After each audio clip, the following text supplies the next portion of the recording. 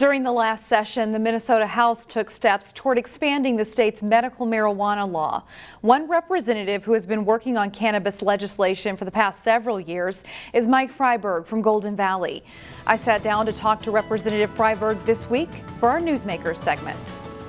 Representative Mike Freiberg joins us now. The session just wrapped up. How do you feel about how things turned out?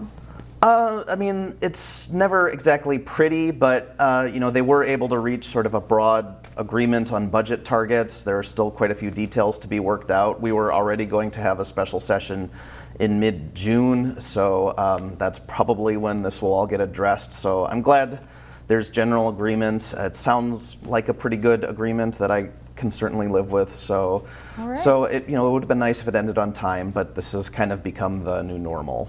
It has. Now, you've worked on several issues regarding cannabis over the past few years. How do you see the attitudes changing in a lot of those discussions?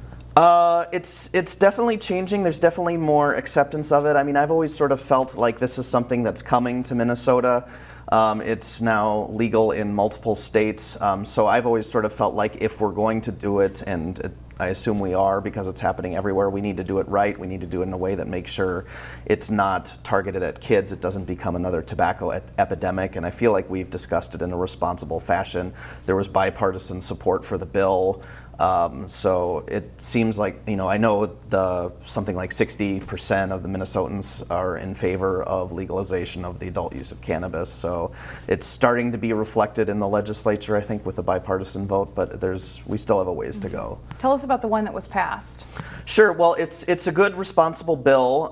It has lots of protections in there to ensure that the product won't be used by kids. Edible products can't be in a shape that's appealing to kids, so you might see gummy cubes, but you won't see gummy bears. We've also talked about flavored tobacco products this year at the legislature, so there's a provision that says a cannabis product that's intended to be smoked or vaped can't be in a flavor, and I think that will help reduce the appeal to kids.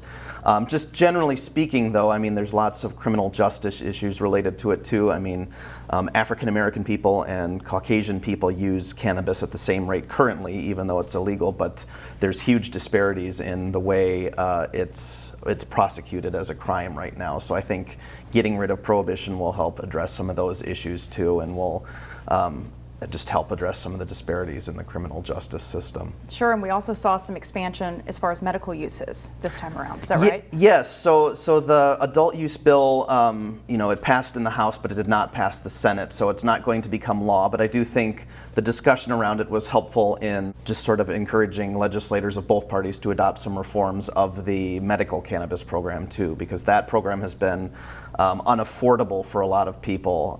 So one thing that we passed is a provision that will allow cannabis to be smoked as part of the medical program if the person is over the age of 21. So I think that'll be a lot more affordable to many people.